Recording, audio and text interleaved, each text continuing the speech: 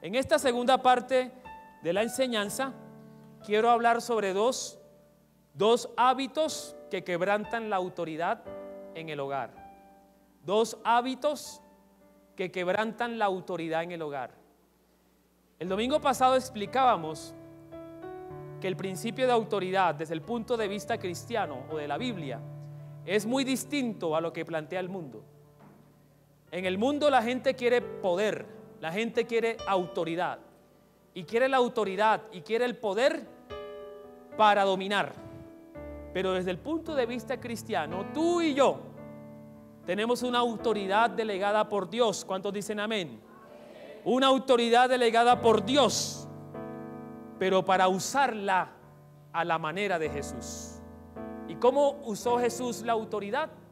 Jesús usó la autoridad para servir a los demás, y con el servicio transformar las personas, sanar las personas, levantar las personas, restaurar las personas. Así fue como Jesús usó la autoridad. Y esa es la diferencia cuando hablamos de la autoridad en el hogar. La autoridad en el hogar en principio está delegada en el padre o en el esposo como cabeza de hogar. Pero desafortunadamente hay muchos hogares que sufren de abuso de autoridad, donde el esposo o el papá hace uso de la autoridad que Dios le ha dado, pero hace un uso irresponsable, porque no actúa conforme al testimonio del Cristo, sino que actúa según su carne. Usa la autoridad para golpear a la mujer, usa la autoridad para agredirla, usa la autoridad para hacerle infiel, usa la autoridad para maltratar psicológicamente y físicamente a los hijos, y después dice: porque el que manda en la casa soy yo. Ese no es el camino cristiano, ese no es el camino que el Señor quiere, ese no es la autoridad conforme al propósito de Dios. Porque si el Señor ha delegado una autoridad en el hombre, en el esposo, en el padre, cabeza de hogar, se la ha delegado para que, haciendo uso de esa autoridad, edifique el hogar. Edifique el hogar en la comunión, edifique el hogar en el amor que viene de Cristo. Repasemos entonces estos principios y estas orientaciones que hay en Efesios capítulo 5, versículo 21 en adelante, donde el versículo 21, para los que se lo aprendieron de memoria el domingo pasado, ¿cómo dice? Efesios 5, 21: someteos unos a otros, ¿en qué? En el temor de Dios. Y después dice: esposos, amén, esposas, sujétense. Pero después, ¿qué dice? Como Cristo y la iglesia. La relación entre Cristo y la iglesia es el modelo de autoridad. Usted, cuando se convirtió a Cristo, se convirtió de manera voluntaria y lo hizo como su Señor, porque usted descubrió que su Señor y nuestro Señor nos amaba. Y así debe ser la relación entre los esposos o entre los padres. No debe ser una relación de miedo. Es que si yo no hago lo que él dice, me pega. Entonces hagámoslo, porque eso es sujeción. ¿Será que ese es el propósito divino? No, porque Cristo no pega. La relación entre los esposos debe estar basada en la relación que hay entre Cristo y la iglesia. La relación de los padres y los hijos, y de los hijos respecto a los padres. En ese relacionamiento de autoridad debe estar siguiendo el modelo de autoridad o de la relación de autoridad que hay entre Cristo y la iglesia. Sobre la base de ese modelo, entonces, esposos, relaciónense sobre la base de ese modelo. Así como Cristo edifica, así como Cristo no pone el dedo diciéndole: iglesia, tú estás gorda, así tampoco el esposo debería poner ese dedo acusador sobre la esposa. Porque la relación no es para destruir, sino para edificarse. Y de la misma manera, casadas, esposas, cuando habla de la sujeción a sus esposos, eso no es miedo. Porque la sujeción de la esposa respecto al esposo es como la que hay entre la iglesia y ¿quién? Y Cristo. Y usted y yo, que somos la iglesia, nos hemos entregado a Cristo de manera libre. Y nos hemos entregado por amor. ¿Y por qué por amor? Porque hemos descubierto que primero nos amó ¿quién? Cristo. De la misma manera, padres, dice ahí en Efesios, padres, no provoquen a ira a vuestros hijos. Es decir, no descargue la rabia, mujer, que tiene con su marido, con sus hijos. Sucede, ¿no? Como a mi marido no le puedo pegar, porque si yo le pego, él me la duplica, entonces yo me la desquito con los hijos. Y toda esa frustración que me causa mi marido, se la descargo a mis hijos. Lo que yo estoy diciendo es una realidad, hermanas.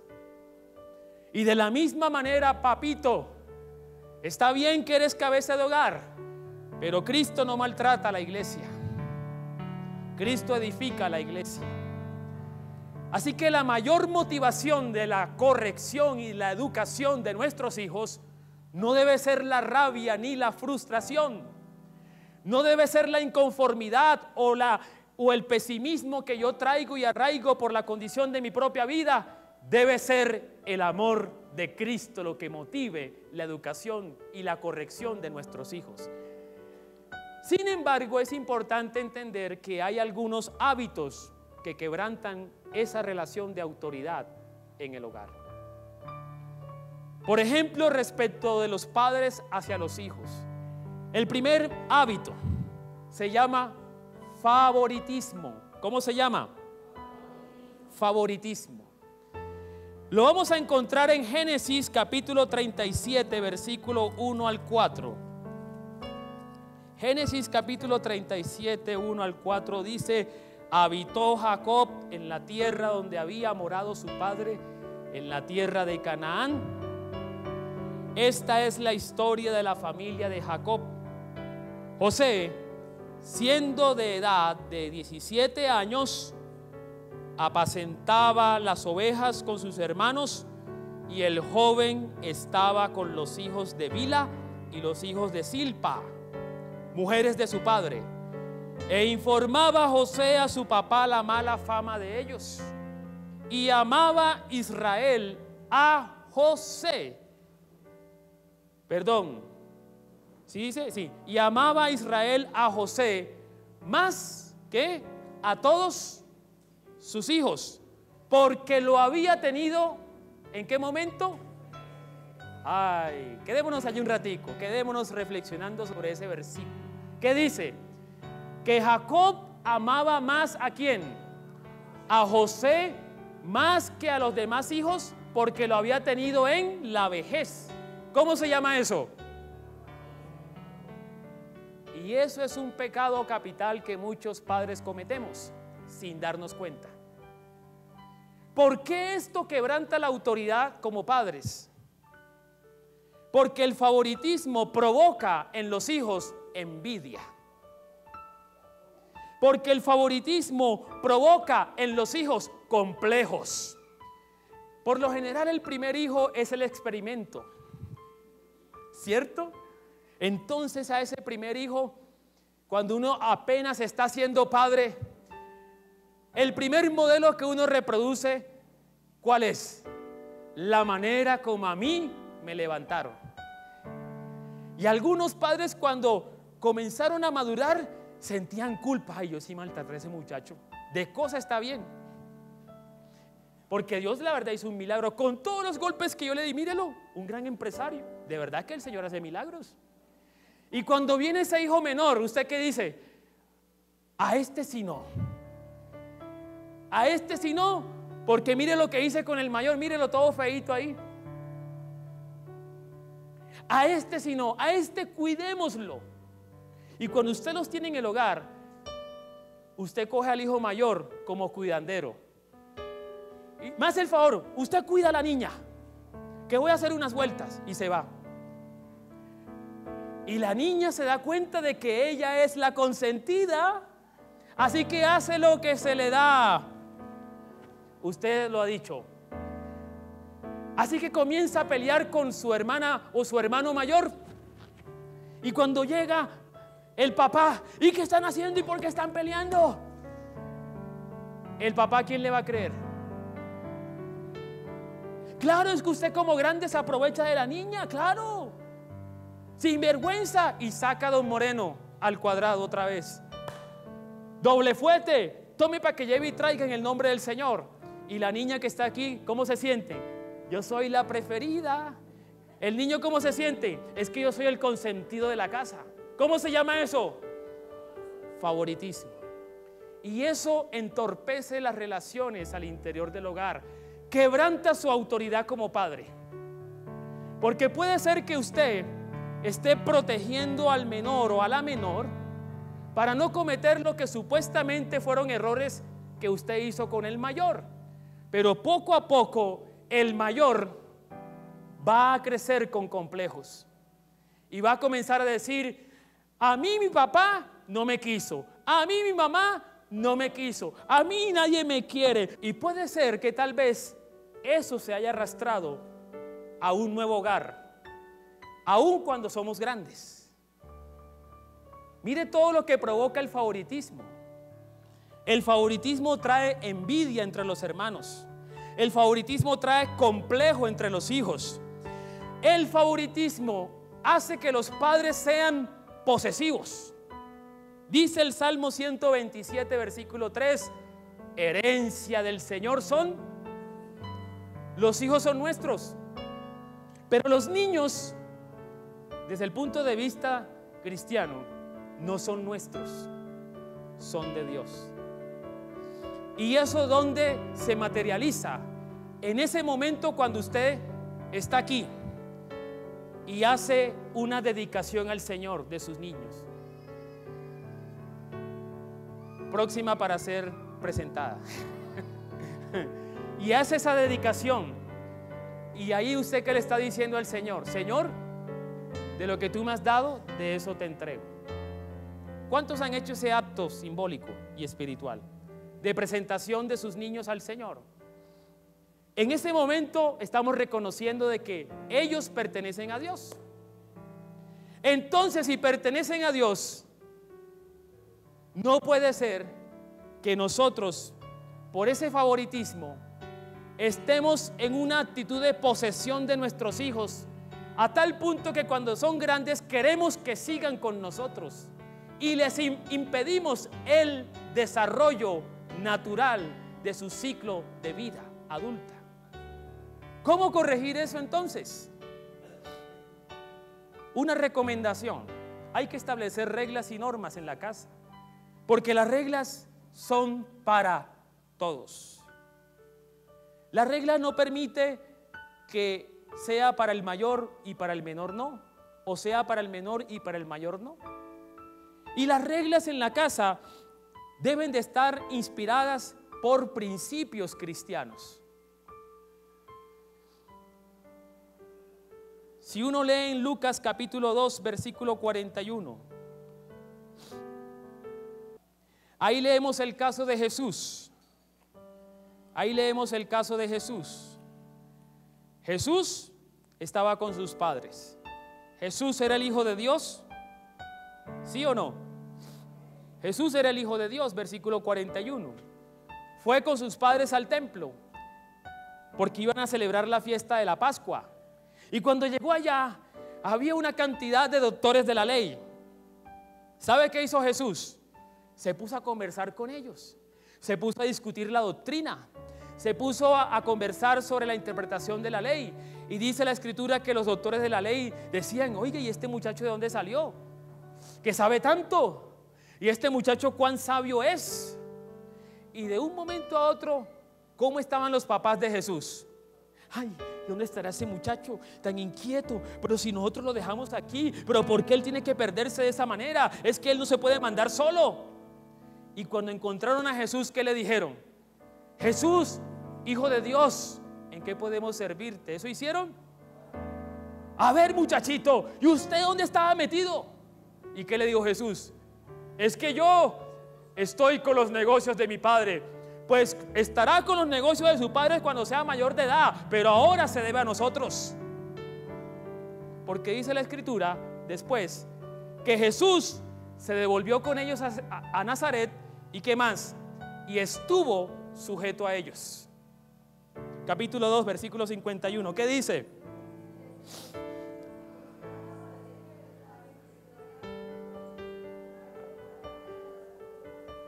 Ahora sí creen lo que estoy diciendo, que no es herejía.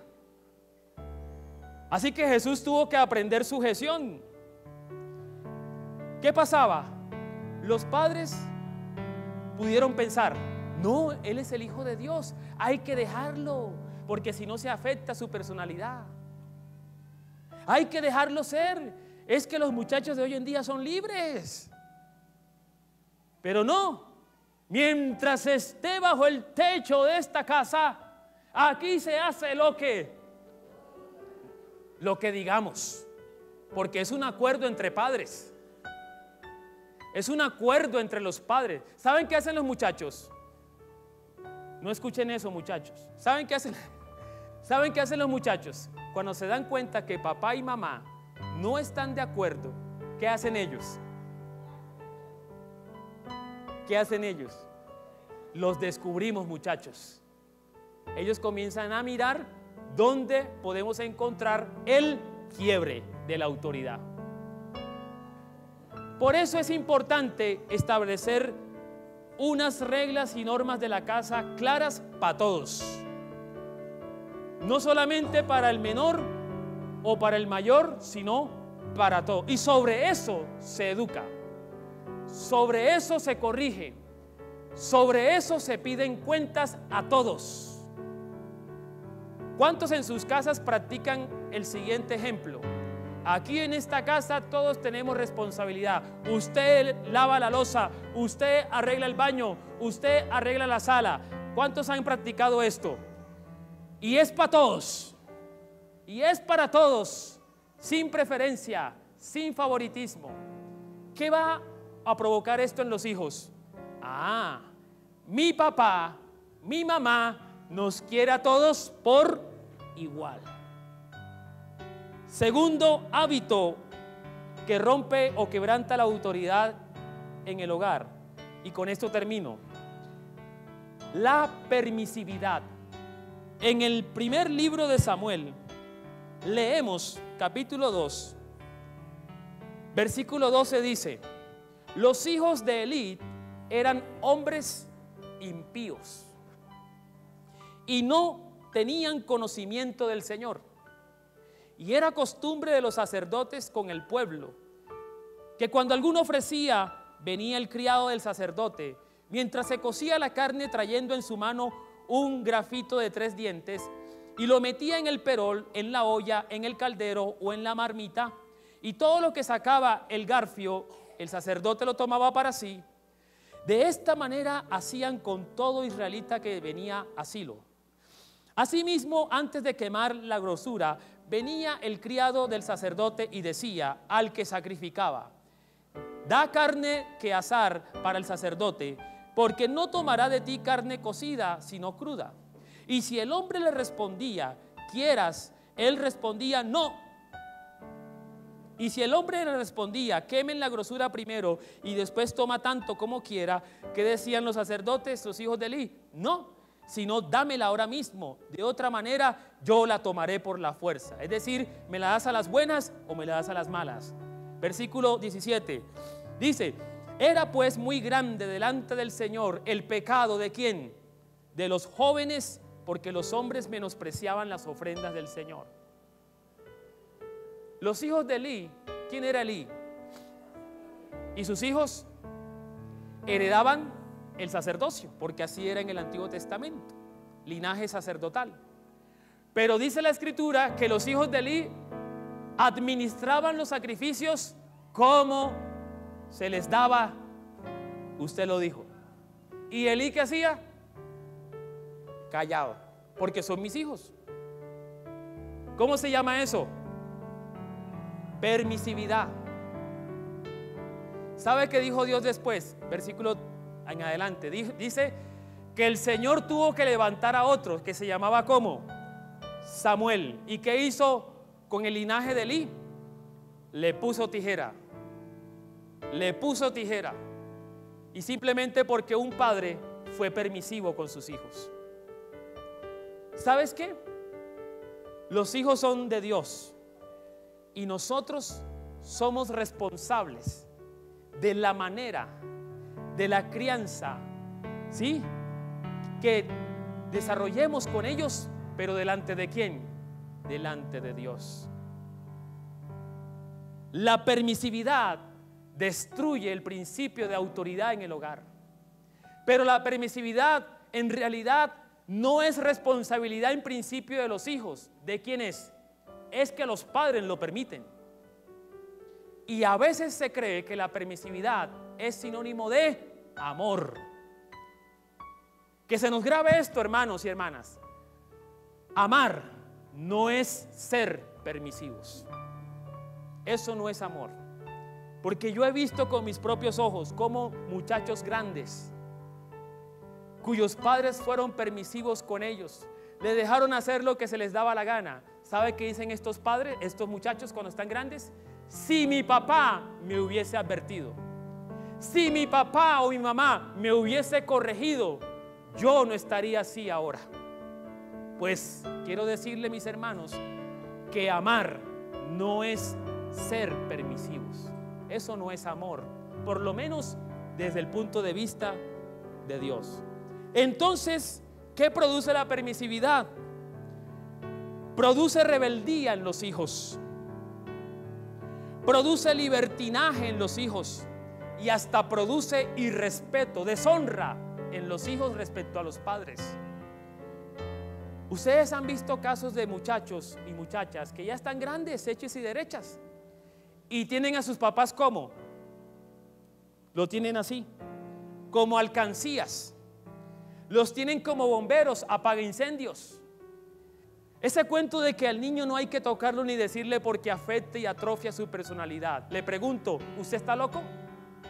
¿Usted está atrofiado en la mente? Entonces, ¿cómo los padres de antes sí pedían cuentas y por qué ahora no? Entonces, ¿cómo los padres de antes sí ponían reglas y por qué ahora no? ¿Cómo corregir esto entonces? Lucas capítulo 15, versículo 11 al 32 nos habla de la parábola del hijo pródigo. Y esta parábola me encanta porque me muestra la profundidad del amor que viene de Dios. Se ama con responsabilidad.